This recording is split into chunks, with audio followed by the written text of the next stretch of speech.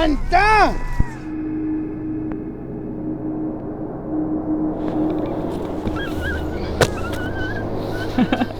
This is the biggest one here? No.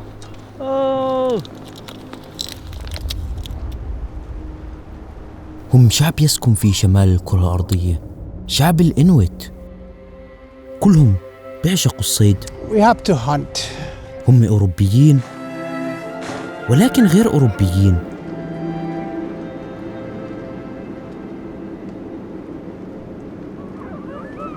The people of the sea. وبيصنعوا من جلود الحيوانات ملابس وأدوات لحتى ينجوا من شدة البرد القارس. Winter is madness. لدرجات برودة بتوصل 50 تحت الصفر. My father was a great hunter.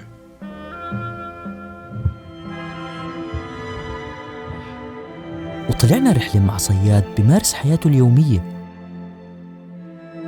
هي أكبر جزيرة في العالم، غرينلاند. وصلنا على مدينة في الأعلى من الجزيرة اسمها إليلوسيت. هي الأكثر زيارة بهاي الجزيرة بسبب وجود الجبال الجليدية العملاقة حواليك بكل مكان، موجودة طوال السنة في الصيف وبالشتاء، وهي بتيجي من تكسر هالجبل الجليدي الضخم جنب المدينة. يو اهلا وسهلا فيكم. احنا في الشمال. كان لازم نطلع على الشمال هون. كل ما تطلع على الشمال اكثر بهالجزيره المتجمده هاي، كل ما يكون ابرد الوضع. هون واحده من ابرد المدن في العالم. هاي المدينه معناها الايسبرغ، معناها هيك باللغه المحليه، اللي هي الايسبرغ، الصخره المتجمده. هذا الفندق وهيك المنظر. جليد، كلها صخور متجمدة. هاي واحدة من أكثر المدن السياحية، وأنا إيدي تجمدت وأنا بحكي معكم، معلش. أنا لابس 5 طبقات. الجبال الجليدية بتبين معاك هون. شو عرفتوا الجبل الجليدي هو اللي وقع التايتانيك. هاي هي التجربة الحقيقية للغرينلاند. عندهم كافيه واحد بهالمدينة وبعض الفنادق. Everyone knows each other here. Oh yeah.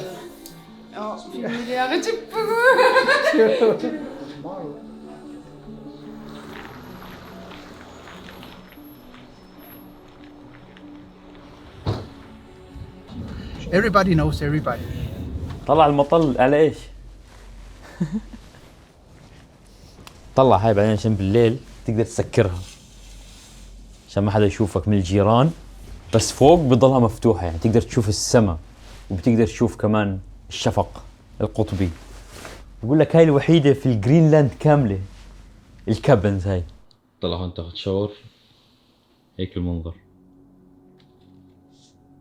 في نسبة انتحار للأسف هون كبيرة، لأنهم دائما بيحسوا حالهم سكند كلاس، يعني أقل قيمة بسبب اللي عملوه فيهم الدنماركيين. الجزيرة كلها غطاء جليدي، والناس عايشة على أطراف المدن. هاي راح تشوفوها على أطراف الجزيرة، عشان هيك ما في عدد سكان كبير في الجزيرة هاي.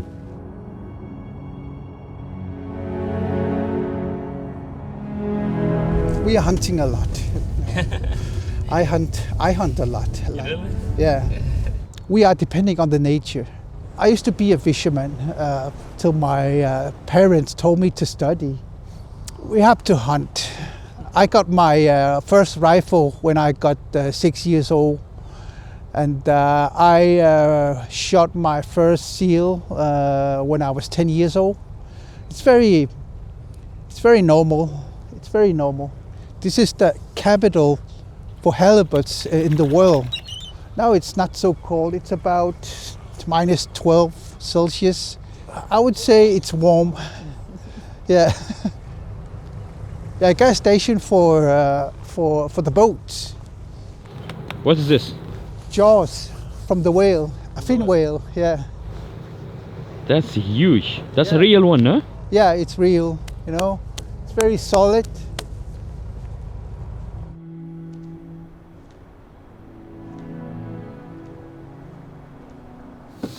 how do you live like this? It's so beautiful, man. You see this every day? Like, Yeah, every day. Like I'm born and raised here. You never get tired of him. It's like a landscape that is changing all the time. All the icebergs you can see around here are from the big glacier inside the fjord, and it's just snow, like that is pressed and compressed in many years. So it's just pure water. that's beautiful, man. This is the most city with the iceberg in Greenland. Yeah, I would say that, and that's why it's called Ilulissat. It means icebergs. It's because we have a lot of them. So you are a Greenlandic. Yeah. The most beautiful city. I just cannot describe what I have seen. سبحان الله. أول مرة بشوف هالكمية هاي، مع إنها بقول لي كمية قليلة، بالصيف لسه أكثر. If you are tired of big cities and noise, come to Greenland. Yeah.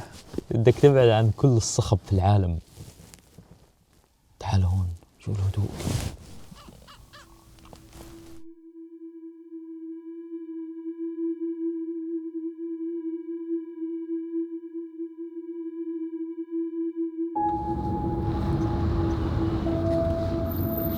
How are you? I'm good, how are you? Good. It's like elementary school? Yeah, it's elementary school. أبغي إنه كان في الفيديو اللي أخذنا نخ بنيمة دوغانا. شو خويد. رغم البرد القارس، تشوف المدارس كلها دافية هون. هم تابعين للدنمارك، فيعتبروا دنماركيين ولكن مش دنماركيين بنفس الوقت، لأنه هم أصلاً أصولهم مش من الدنمارك. الدنمارك تقريباً محتليتهم. Hi. Hello. Hi, how are you? Good. This is for YouTube. What do you want to say? Hi? Hi. Hi. YouTube mo show you. Nice to meet you all. Nice to meet you too. Hello. Oh my God. Everyone loves the camera. Yeah. Whoa. Greenland. Messi or Ronaldo? Yep. Ronaldo. Ronaldo. Yeah. Messi. Nice to meet you. Are you making a YouTube video? I can subscribe. High five. واو. كأني في مدرسة يابانية. The most friendly school. Which language they study here? Like 2 languages? Actually, there are 3. 3 languages? Greenlandic, Danish, and English. You have to speak Danish if you want to study.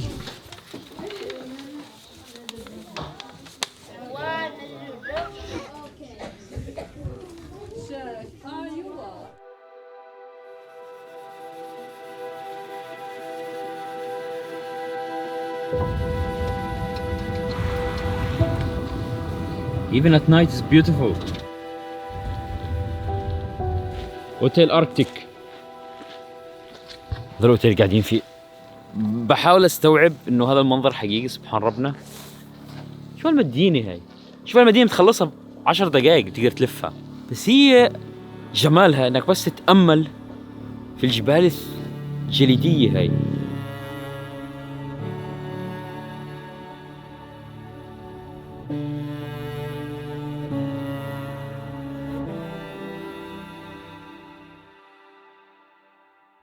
احنا رايحين هسه وين؟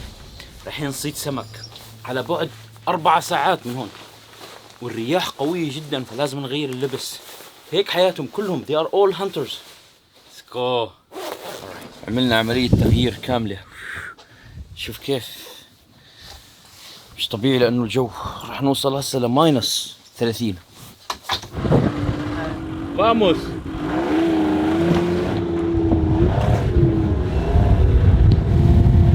طيب هسه طالعين للصيد. شوف سبحان الله كيف عايشين الناس هون.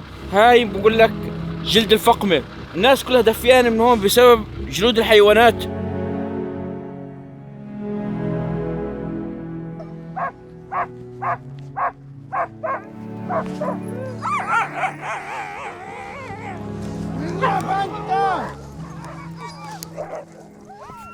مساحة كبيرة كلها كلاب هاسكي.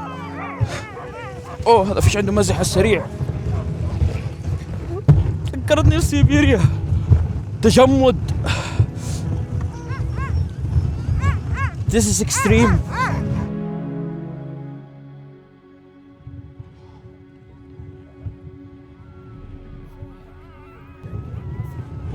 Ooh, cold man.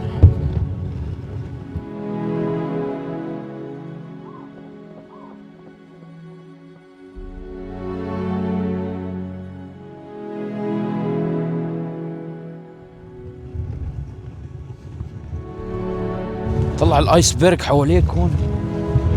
الكاميرا كل دقيقتين تطفي. كل هذا عشان ياكلوا. لا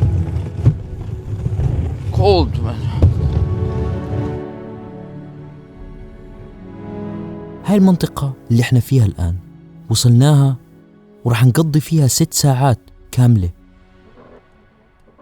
لحتى نطلع السمك من تحت الجليد. 800 متر تحت الأرض بقول لك.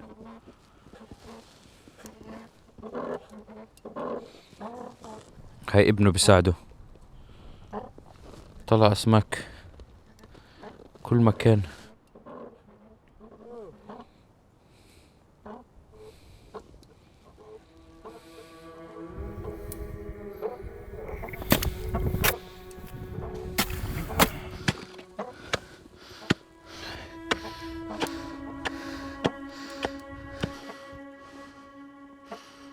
هسه بقول لك رح تطلع كميات سمك هائلة. بقول لك أكثر من 100 كيلو من السمك رح يطلع هسه حاليا. هاي مقبرة سمك هون. كل ما تسحب تصير أثقل وأثقل بسبب عدد السمك هون. جايبين قهوة في درجات البرودة هاي ما شاء الله. وهاي هسه عملوها الخيمة وحطوا فيها صوبة هيتر.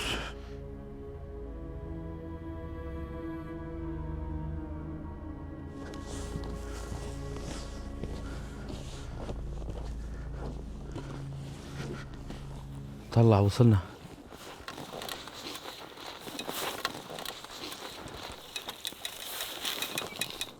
حط الخيط على الماشين الثانية هاي. هسا أول سمكة. This is the first one? Yeah. طلع تقدر تشوف من هون السمك.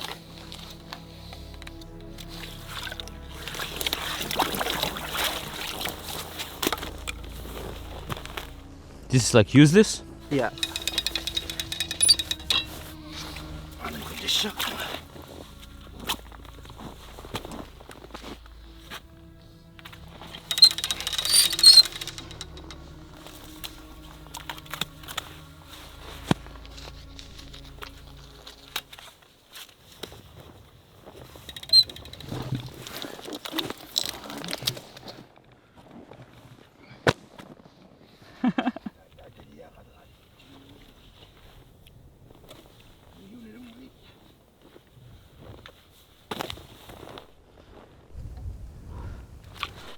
What is coming now? Oh! بسم الله. آية الرزق. كلها بسنارة واحدة. هم كانوا حاطين السنارة قبل 3 أيام، وهاي السنارة مكونة من أكثر من 100 طعم، خيوط متعددة. To the dogs. Ah, this is the dogs? Yeah. Dogs love fish? Yeah. Dogs will eat.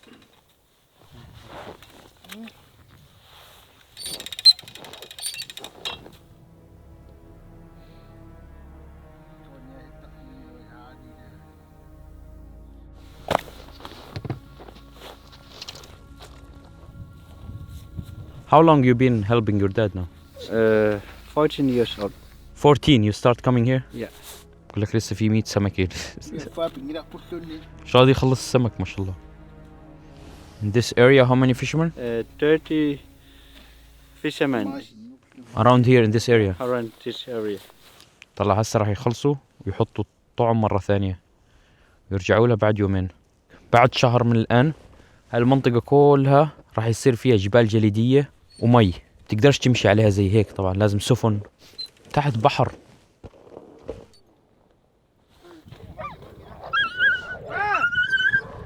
The 4th generation. Yes. 3. Me, 3. You 3. David, 4. Your son 4. 4 أجيال من اصطياد السمك، ماخدينها من أبائهم هاي. وشوفوا هذول طلعوا إنه عندهم هم مطعم خاص فيهم، رايحين مش يبيعوه للسوق، رايحين يبيعوه في المطعم تبعهم. وعندهم طلعت سلسلة من المطاعم وأكثر من كافيه وبوتس. يعني ما شاء الله عليهم أغنياء، رغم كل هاد بيجي بنفسه وبصيد السمك. يعني هذا إشي في دمهم بحبوه. هاي اسمها السمكة هاليبود.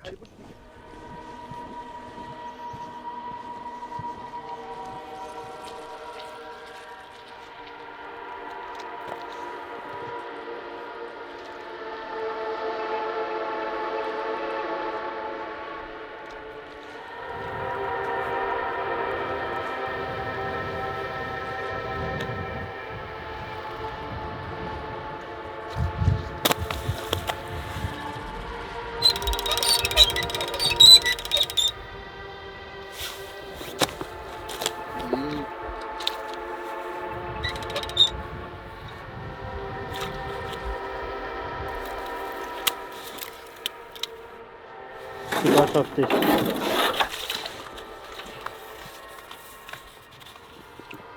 one by one بيرجع الطعم. طلع الكمية كلها هاي، طلعت السنانير هاي كلها خيوط.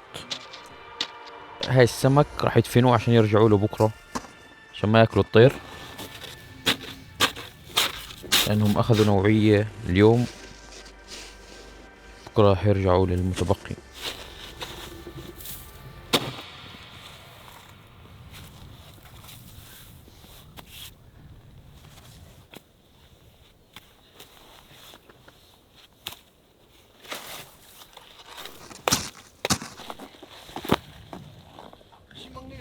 البقية راح ياخدهم على المطعم تبعه.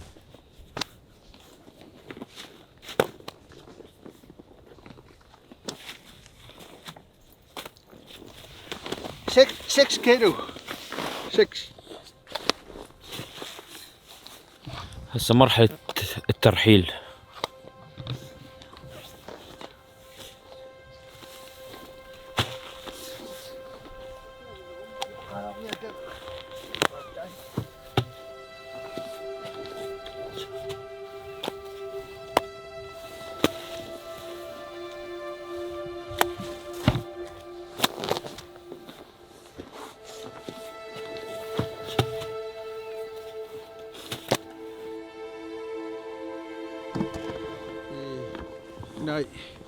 يا اوكي ثانك يو. بقول لك انه هالمنطقة طلعت يونسكو هيريتج، عشان هيك ما في سيارات تقدر تيجي هون ولا حتى بالسنوموبيل. واو.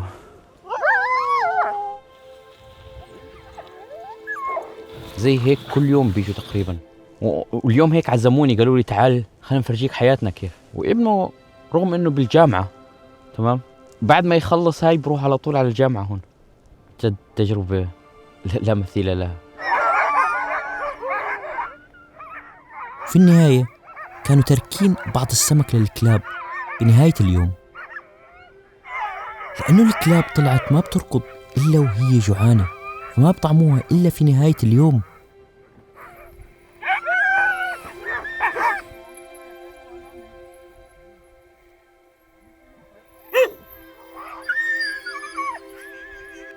في هذا الفيلم الوثائقي استخدمت المؤثرات الصوتية والموسيقى من إبديميك ساوند لحتى أوصلكم الشعور اللي حسيت فيه من هالمكان. من إبديميك ساوند تقدر تعمل فايند سيميلر، وبتقدر تختار من الموسيقى الستيمز، تعمل الموسيقى دراماتيك، بعدين نهاية سعيدة. اضغطوا على اللينك تحت. شكرا إبديميك ساوند، شكرا لكم.